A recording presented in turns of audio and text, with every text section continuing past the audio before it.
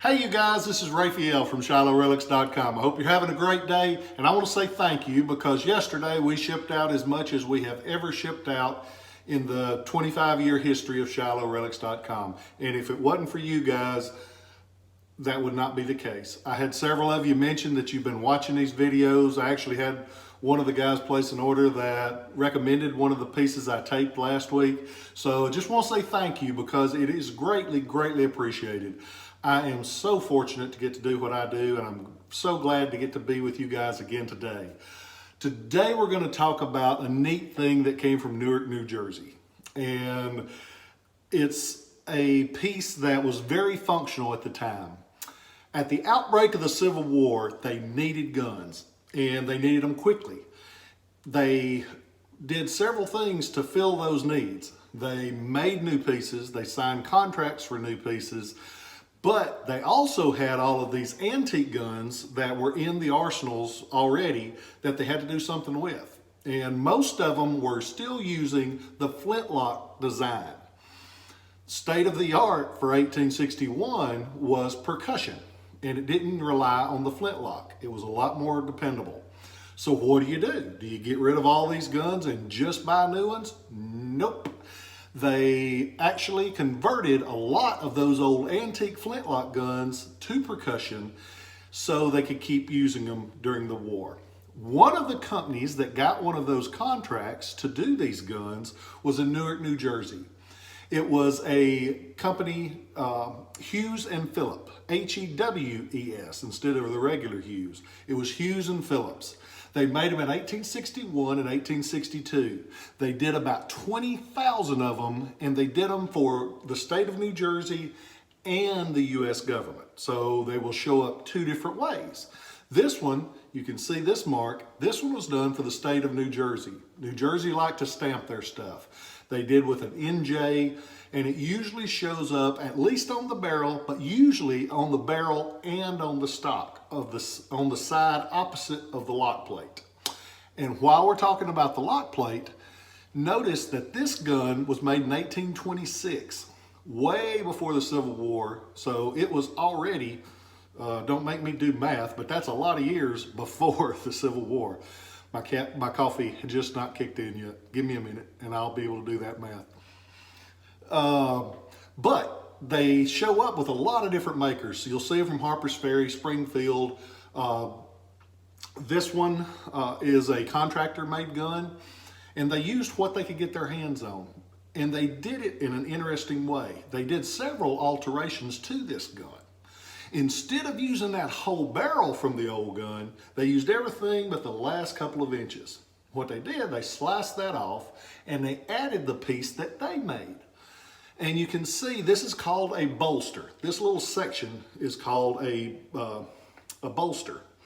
And on top of the back of the barrel, it has the H&P mark like this. And it also has the 1861 date like this stamped into the tang. And if you guys remember what the tang is, it's the little piece that sticks out on the end of the barrel that they screw onto the stock. These are interesting because you have the original date, the 1826 when it was made, plus you have the date of 1861 when it was converted. I like that because it brings, it's not, maybe it was converted in the 1850s, maybe not. We know exactly when, exactly where, and exactly by who on this gun. They also rifled the barrel to make them more accurate, make them a lot more dependable. This one has the full-length barrel. It has good rifling on the inside of it. And if you notice the ramrod, check this out. See that little indentation on the end of the ramrod? They call that the tulip end. And it has been bored out to make it to where you could load the rifled bullet instead of the smoothbore bullet. The smoothbore musket ball that would have fired out of this looked like this. But once they converted it to rifling, to make it more accurate, they used a bullet like this. That made it a lot more accurate. This one, they actually even add a rear sight onto the back of it at the breech of the barrel. And if you notice, they're put on backwards from the way you usually see them. Don't know why, but that's the way you usually see them. And you can see this one has the original one like this. And it's just got a cool attic look all over it. Like it's just, the soldier walked home at the end of the war, propped it up in the corner, left it there for 150 years. I love that flavor, that patina. I call it flavor because you see all kinds of flavors, and I enjoy that term. So I like the flavor of this gun. You won't hear probably anybody else say that all day long, but you heard it here first. So I want the trademark on it when you guys start using it all the time. The stock of the gun is the original one from way back when. They are made of a one-piece walnut wood. Walnut, like we've talked about, the most used gun for gun stock, the most used wood for gun stocks during the 1800s. It's got both of the sling swivels underneath because the soldier would have had a shoulder sling because he would have carried this one. This one would have been used more than likely by just a standard ready to fight infantryman, and the guys that actually fought the majority of the war used these long muskets. They used them here at Shiloh. You see rifled 69 caliber bullets at Shiloh. So neat gun, very cool story. Let's see if I missed anything. Oh, they did 2 types of these conversions. That's why I have to make my notes. Old people have to have notes. They made a first type and a second type.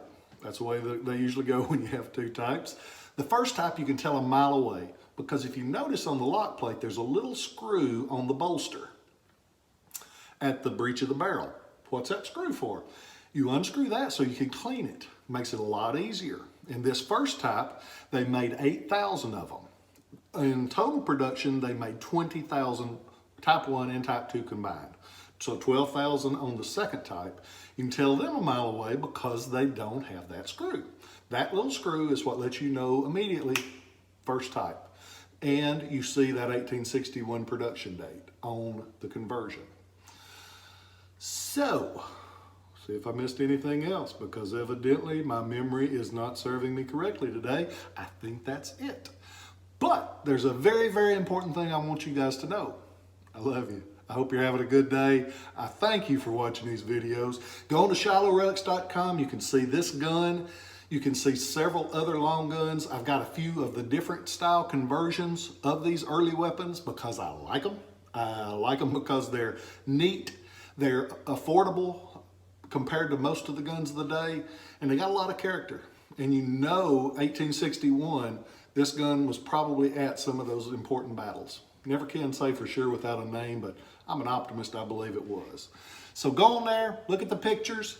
If you get a chance, please subscribe on YouTube because we are going to give away, when we hit 1,000 subscribers, we're going to give away an original cavalry saber from the Civil War. I hope to have the person that wins it. Somehow, I hope to have them here with me, probably over Skype or something. I don't know. I'm not technical. My girls are going to help me with that. I love my daughters. I hope they know that. I hope you guys know that I care about you. I hope you have a wonderful day. I hope you're kind to others. And I hope somebody's kind to you today because each one of you deserve it. Have a great day and we'll catch you next time.